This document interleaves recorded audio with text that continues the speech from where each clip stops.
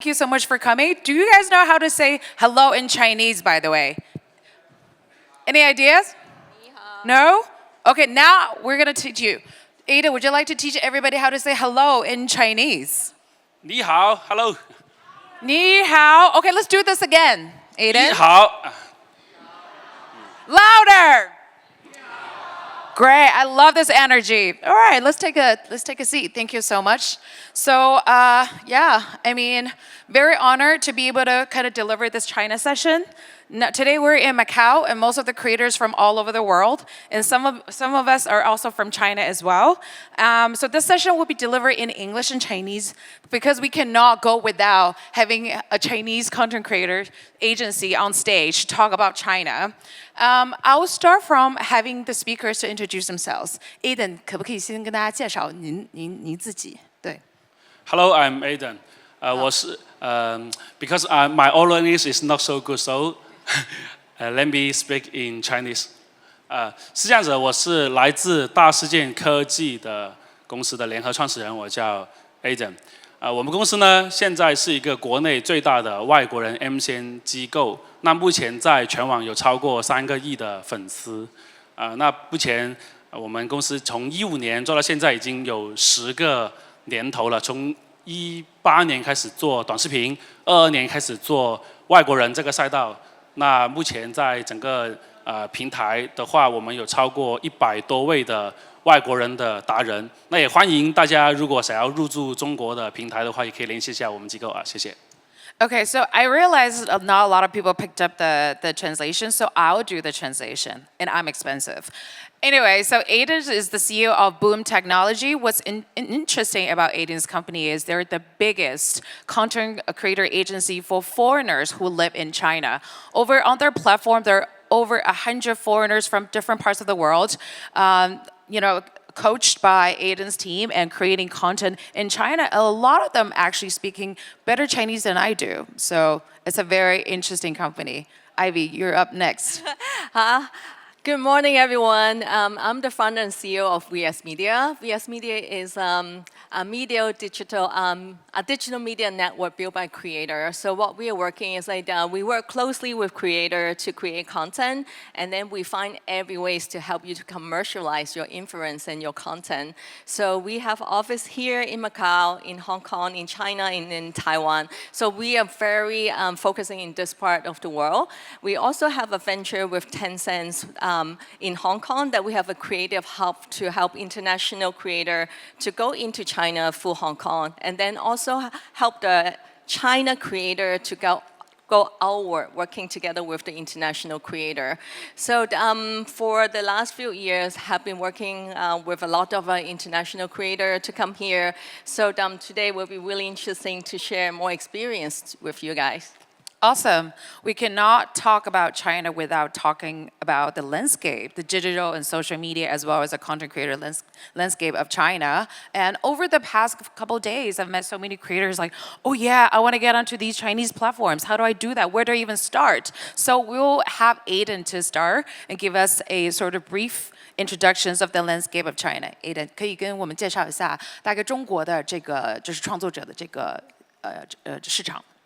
大概的概括介绍一下就行了。OK， 那我大概讲一下吧。那现在目前国内的账号的话，那国内客户嘛，把外国人分成2种类型的，一种是在中国生活的，一种是在外国过来旅游的2类的外国人的创作者。那一种是那我分开讲吧。那第一种的话，就是在国内生活的这些外国达人，那基本上他们要每天体验一下中国的文化呀，然后可能是以自己真实的感受来去输出一些视频的内容。在这里的赛道可能会分得还蛮细的，有些是做剧情搞笑类，有些是做这种生活体验类，有些是做这种随拍的、旅行的都有啊。这是第一大类，也是我们公司比较擅长浮夸以及会签约的一些类型。那这里的话还有一部分是一些外国过来做演员，然后生活在中国的这样一些达人，他可能在一些长视频类已经有一些刷脸的机会啊、突出的机会啊这种，然后再转战到短视频里面然后慢慢的把他的粉丝给积累起来，这是一类型。第二类型的话就是在国外过来中国旅游的，包括说这种趋势从去年开始吧，因为一些国情啊开放了大门之后，慢慢的也非常多外国的友人们来到中国，发现这是一个非常好的涨粉的机会。这里有2个类型的粉丝嘛，一个是他原平台的粉丝，因为可以给到他们很多很真实的感受，一些信息体验，因为中国事业发展的也特别好嘛，它的纬度跨度的特别大，从下面可能海南到最上面黑龙江，然后东西纬度从最东边到新疆，这每个省它都有自己的独特的文化。那所以说，很多外国创作者来到中国之后，他发现是一个非常好的涨粉的机会啊，这是一个。第二个的话，他们在国内很多在国内他们不知道怎么去注册账号了。可能年初的时候，他们做了一个小红书的账号，但慢慢发现国内的很主流的平台啊，像抖音啊、红书啊、视频号啊等等，它每个平台它的背后的可能客户啊、背景啊、玩法呀、长短视频它的哗众方式啊都不太一样，所以这个是一些很好的增长点吧。Okay, so hopefully I got all of what Aiden said. But in short, in China, actually, they've categorized foreign creators into 2 different categories. The types that are foreign travelers, foreign bloggers who are traveling into China, who are recording the big sort of experiences, the sceneries, the food scene and everything, given the great sort of tourism boost after post-COVID out of China. So China has opened up its border to everyone. And I know some of you are going through the 240 sort of transit visa to come to China. So we welcome foreign content creators come over here and record their best experiences they're having in China and then sort of post on their own social media overseas. And the other type of foreigner is exactly what Aiden's company is doing, managing the creators of the foreign creators who live in China for decades. So they're way more localized, through their foreigners' lenses, the way they look at China. And, they might have families over there. Their children grew up over there. They all speak Chinese. So this is the second type of creators that Aiden kind of managed. So I think that's the current landscape when it comes to foreign sort of creators in the Chinese market. Yeah. So I think it's an interesting, Ivy, that, from your perspective, they're, the Chinese sort of platforms, right? Then the right note, the Bilibili, the Douyin, and that there's a Western sort of platforms. What's the biggest difference that you see, in terms of the trend or the landscape that you would like to share with everyone? Yeah, I think it's like most of you here really want to understand how to get into China because everyone's know that China is so huge and then there's a lot of opportunity there and you just really want to get in there and find a way. So I think it's but you have to understand that China platform is really complicated and then for you, you're really familiar with the monetization model by working with brands and working with a platform that you can get monetization through your content. So that's also one major thing in China. But in China, most of the revenue is actually coming from the fans economy. So when you look at it, creator make a lot of money through doing live streaming, so people giving them tipping, and a lot of creators also making a lot of money by selling products, they do social commerce by selling things to their audience. So those kinds of things are quite different from the Western world, especially when most of the kids in China, so that's one thing I found, most of the kids in China, they basically have no sibling because they are the only child in the family. Yeah.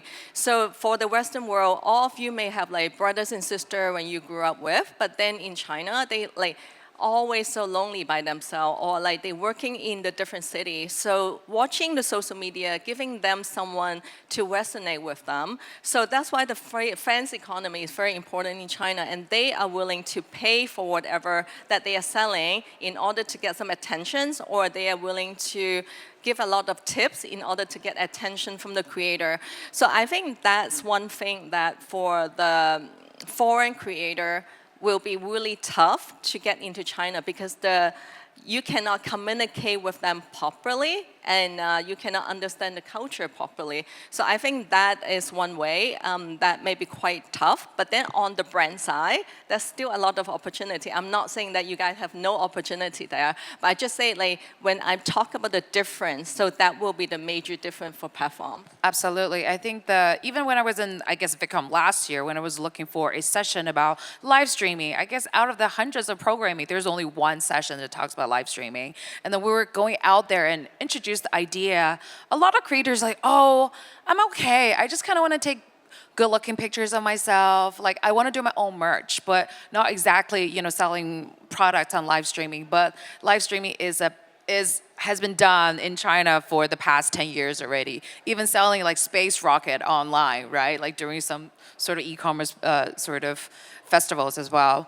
Okay, I mean, we kind of know a little bit of the landscape. I want to move on to, the strategies for foreign creators to come into China, right? As that's Aiden's day-to-day job, I would like him to share with us the strategies of how Western content creators can sort of enter and thrive in the Chinese market. 对，就是国外这些网红在中国的话，你们是如何包装他们的，能够让他们就是更适合中国市场？对于这些，因为在座的这些创作者的话，您这边有没有什么建议？比如说，我们现在国外的一个美国的创作者想要进入中国市场，您会给到他们哪些建议？对。好，这里的话有一个最重要的点吧，我觉得是要真实。就你不要刻意的去做很多所谓的包装吧，我觉得做自己是最好的啊，这是最重要的一部分。第二个的话，你在觉得自己是一个什么类型的人之后，你再给自己打几个额外的衍生出来的标签，因为国内的推荐制吧，他们会把不同的标签的人推给不同的粉丝画像，而且我觉得创作者是为平台服务的，就平台觉得你这个内容对他好，那平台就会给你更多的流量。那在国外的进来的之后呢，我觉得这里你要想明白自己的作品能给平台或者说对粉丝能提供什么价值？它到底是一些科普类的，还是娱乐类的，还是消遣类的，还是今天是吧？就是做一个电子榨菜，还是做一个电子宠物、电子女友等等？那你要给到这些平台提供一定的价值，这个是我觉得比较重要的一个事情。那第三个的话呢，在国内如果做账号的话，那我建议还是不要涉及到太多政治的一些事情，这个是一个很重要的一条底线嘛。然后，那还有一个的话呢，就是如果想到我自己是怎么去包装我自己的外国档案的，那我会把首先第一个我会做好市场调研了，我要明白我做的这些账号，它变现的客户到底是谁，这个是我觉得比较重要的一个事情。那你要明白了，比如说像我就是要做一个文旅类型、旅游类型的博主，其实这里的广告它就会分成两部分类型，一部分是目的地广告。第二个就是一些场景类广告。就什么叫目的地广告呢？就是你要想明白哪里会请你去玩，那他们可能会给你支付一定的费用。第二个就是你在玩的这个过程中，你可能会用到哪些产品？就比如说用什么手机拍照、开什么车这种喝什么水，这个可能是场景类型的广告。那当你明白了，你要真实的做自己的这个账号，也要给自己一定的垂类的标签之后，再想明白你的账号的变现方式，那大胆去做，然后有一定的投流的费用，那我觉得就可以成功的成功的概率可能会比较大一些。I would say, I think the first thing is do your own research. That's the most important thing. Obviously, sometimes it's a little bit more difficult, but obviously we have agencies like Aiden's can definitely help everybody. But the top 3 sort of strategies for foreign content creator to enter the Chinese market. Number 1 is just what like the Kaya and Poach sisters said, be yourself, your authentic self, whatever you create, on Western social media, your personality, whatever you do, if you're eating clumsy, but people love it, you should keep doing that, right? I think being yourself is the most important things. And that the second one is you need to identify some of your sort of specialities, right? Maybe you're eating ramen clumsily, like you could, you need to have your own personal tag to be able to be recognized, and you have your own personality to be, shine through the platforms. And then third one, I guess you need look at your own categories, right? If you're traveling sort of bloggers, do some research on the existing sort of Chinese traveling bloggers, even though it's the language is an issue, but some of them are just purely aesthetically video and vlogging, the content quality that says it all. And also look at yours and how can you make something that's different. And oftentimes, the aesthetics are actually quite different between Chinese content creators and the Western sort of content creators, and the way how everybody does production even. So I think it's very important to kind of learn and see and try to maybe make your own kind of style.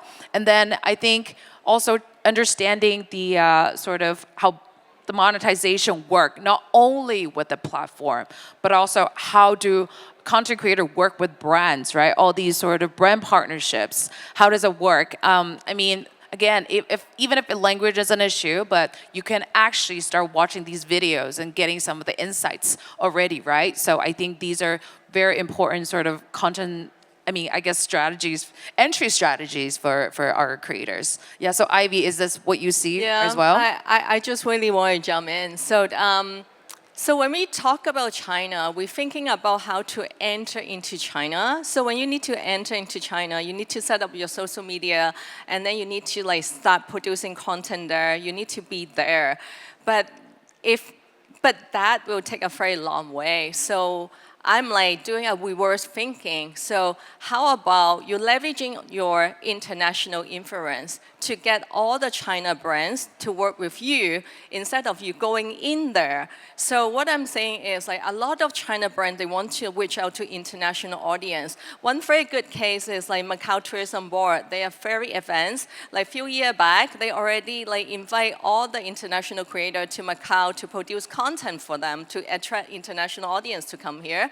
So that's Hong Kong Tourism Board. There's a lot of tourism board inside China. They want to invite you there and then to produce content to influence your international influencer. So it's just that how can you let them know your international presence? So also, a lot of brands, they want to sell products to international market. So they also can leveraging your international influence. So it doesn't really need to be coming here to set up everything, but then instead let them know who you are and let them come to you and using your international influence. So let me give you one example. So iSpeed Show came to China in March. So before he came, he basically had it's weeks before he came to China. He set up his Bilibili account, he set up his Douyin, and he set up his Webnote account. So before that, he basically have no presence, no social media presence in China. So he had 45 million on YouTube, but all the Chinese people, most of the Chinese people still know him because they can use VPN to watch him. So when he came to China, he did live streaming on the YouTube channel. People got crazy about him, and then the China media, traditional media, and all the social media talk about iSpeed, and his fan base internationally increased because all the Chinese fan base go there for him. So that's what I'm saying. It's we can do some reverse engineering. So do some marketing, let people know who you are in China, and then attracting them to come to you for all the collaboration. So that's what I'm thinking. That will be a shortcut for all the creators who are interested to get into there. That's absolutely fantastic. You don't actually need to be physically in China, but just leveraging what you're really good at. Even just being yourself overseas. Make a visit to China, work on these, leveraging the Western social media, because kids will find other ways to get onto these, foreign social media platforms. Great. Oh my God, we don't have that much time for China. Anyway, we can talk about how to make money for creators in China, right? I think the ways of monetizations, because a lot of the times we also look at what brands and the marketers' demands, where do their demands come from? What campaign they want to throw? Like Ivy mentioned that, our great MGTO has invited all the content creators all over the world to promote, the great area. I think, and the tourism board is just one sort of categories, right? And just having people over here, inviting them is just one way, but there's so many different ways of kind of their content for creators in China. So Aiden 跟我们大家分享一下，可能就是创作者是怎么样，可能在中国变现的一些玩法吧。OK， 那在中国的话，它机会其实真的太多了。它真的太多了。那首先的话，你在原平台里面涨了粉，那这个东西你在常规的去变现，这个就是你们很擅长的一些事情了。那我再讲一些你自己的一些新的增长点吧。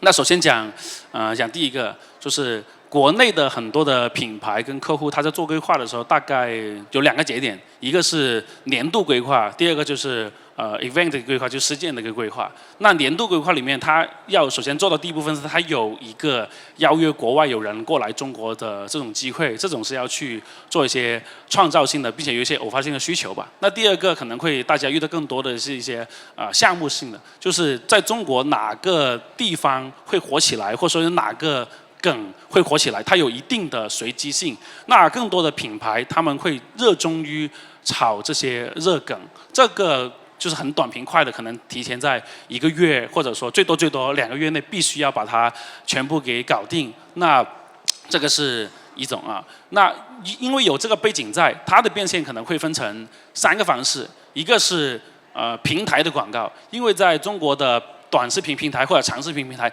他们都有一个这种交易的系统。就比如说像抖音，它有星图，它红书的话，它有蒲公英等等这些交易类的平台。那在里面有非常多这种广告公司，那你要先完成这些广告公司的入库，或者说这些国有企业的入库，他们才有机会在这些 event 要来临的时候要用到你们。所以你首先要做好这些平台的建联，它才可以让你在流程上规范化，然后用到你这个账号啊，这个是非常非常重要的一个事情啊。第二个事情的话就是线下的活动了。那这种比如说它有个事件啊，它特意邀约你从某个国家来到中国去参加某个事情，就比如说年初TikTok Referee 那一波，那很多韩国的再去上海。就很火，那非常多韩国友人在那一波就来到了上海，他也拿到了很好的商机。那这种它的调动性可能会特别快啊，这个是我觉得是第2类啊，它有一些额外的线下的活动吧。那还有一些就是最近的有一些综艺是比较好玩的，就比如说闪光厨神最近也邀约了我几个达人过去，就是一个美食类的这种长视频的综艺的节目，他们会希望说你在你自己的YouTube 那些平台上面去发布之后，那人来到国内的话，他也可以参与到这个活动里面，那他们也可以借着这个东西来去做炒作，这个是短视频这个赛道的一些变现方式。那还有一些变现方式，比如说像直播。是吧？很多人就是国内的直播，它是非常成熟的一个产业了。它这种直播的话，它有2个合作的板块吧。第一个是平台给你的签约费，就你开播就有钱，他会邀约你开播，这个无关流量的。第二个就是关于一些打赏类的了嘛，就每个平台它都会有打赏这个功能。那你也只要玩到一些比较好玩的东西的话，它就会有这种合作的机会啊。那还有一种这是直播类的然后刚才讲的平台类的、短视频类的跟直播类的，然后有一些这种的。那还有一个是比较潜在一点点的变现方式吧，就是不同的平台它都会有流量的分发激励的，它会有一个引入计划以及分发激励。就比如说因为我自己本身做外国人机构嘛，我的那个很多的平台就是服务于我们的同事们，他经常会跟我讲，说那个 Aiden 什么时候你可以邀约几个外国的网红，他们入驻到我们这个平台。这个入驻可能有点复杂他要去做这种录视频的人脸的录制啦，他要去做一些后台的认证啦，他可能甚至要收到一些电话的验证码了。但是如果你一旦完成了这个入驻了之后，你在这些平台里面分发的所有的视频，你是可以获得一定的流量收益的。我在年初的时候拿到了其中一个平台的这种外国人激励的专项，那我就把我自己存量的视频往上去上传了一波，这里也有一个非常丰厚的收益。那这个可能是大家不知道的。所以总结一下，可能就是短视频类的、活动类的、直播类的，还有一些渠道分发类的当然了还有很多机会了，就比如说还有一些线下出席，然后去做一些类似一日店长啊，然后去做一些这种游乐园的 NPC 啊等等，或者说有一些这种就是很大的网红可能会邀约你一起去作为创作者一起去共创某些视频，这些平台都是非常欢迎的。那反正广告主嘛，要么就是平台，要么就是粉丝，要么就是品牌方，这3个板块，它可能都有一个非常那个丰富的商业生态环境了。好的，好的 ，Thank you so much. I will try to summarize everything again in 1 minute. I think, in short, basically, when it comes to monetizations, I think the platforms obviously having their sort of schemes, monetization scheme with the creators. For short video platforms, I think the live streaming, I think in China is extremely strong. As we mentioned, that I guess in the West, Twitchers when they're doing live streaming is something that's highly lucrative, but it also applies the same in China. Whatever you're doing, gifting, brand partnerships in these live stream videos, and also I think the third part is I guess the offline events, like CreatorWeek events like this, and also the other part is inviting creators, foreign creators, to participate in high-profile Chinese variety shows, giving them going down to the entertainment route, right? It's basically not only sticking with the creators, but also with sort of like celebrities in China as well. And the last one, I guess, is just sort of the distribution, different ways of monetizations. Ivy, would you like to add on to anything when it comes to monetization? Yeah, I'm still along the way on like how to do reverse engineering. So instead of like going in there, how can you monetize even not in China? So I think that's actually some other ways. And I mentioned earlier, so that's always have brand deal for the clients from this part of the world who want to reach out to the international audience. So that's still a very important part of it. So that's where you need to get your influence here and let people know who you are, and then you can get all the brand deal, the sponsorship deal. And the second part of it, I feel that's a way that we can actually do licensing deal for the content that you produce for a long time on YouTube. So you may have a full library there, but those content is only on YouTube or on Instagram or on Facebook. But those content is actually can be licensing to all the China platform or like the Chinese TV stations or like the Chinese audience here can see your content through a licensing deal. And then the third part, which as I also mentioned, is like the social commerce. So that's a lot of brand they want to go outward. They can leveraging on your influence. So you can also help to do like sellable content to let people understand the products, and then you can sell it right away, and you can also get the commerce revenue. And the fourth part is actually a very funny thing that I'm working with right now. My company got listed in US like 2 years ago, and then I starting to find out what should I do in the States. So I set up a production studio in New York and in New Jersey. So the craziness in China is about short drama. So the 1 minute drama is like getting quite crazy in China, but it's getting out there internationally. So I'm starting to get the script from China, and then we produce it in the States in an English version. So it do really well. So we also looking for like YouTuber or creator to be in the cast. If you actually is a creator, also want to be acting or also want to be like singing or like do different things. So that's another way that you can monetize through acting in the short drama. So the last part is like everyone's mentioned about events. So we also like another way to do is like we're starting to do international events to this part of the world. Like my friend Scarlett, she's the pioneer to bring EDC into China. So for all the music creator or all the creator, you're in art and entertainment, so you can tag along those music festival or like all the international festival from outward to China. In that case, you can also build your influence here and get collaborations and get revenue from that side. So it's like a lot of way that you can monetize, but in order to like make sure who which wow that you want to get into. So then that's all different way that we can get revenue from China instead of you getting into there. So. Yeah, I want to touch up on the short drama, the frenzy. I don't know if any of you watched the 1 minute sort of long short drama, super dramatic, super sort of alpha CEO with my maid, that kind of content. Ridiculous names, but highly popular. I think it's a great sort of invention, I guess, out of China as well. And thank you. I mean, it's amazing they set up a studio over there, and you know who to look for in America as well in Ivy. Yeah, so I think we're running out of time, but definitely get in touch with Aiden and Ivy if you want to flourish in and or outside of China. Thank you so much. Can I say one more thing before Oh, you guys sorry, go? Sorry, Ivy, really rude of me. sorry. So that should be a closing remarks to RSU. So that's one thing you need to know for getting into China. So I think that's a very important advice. For me, I think it's like China is really huge, have a lot of opportunity.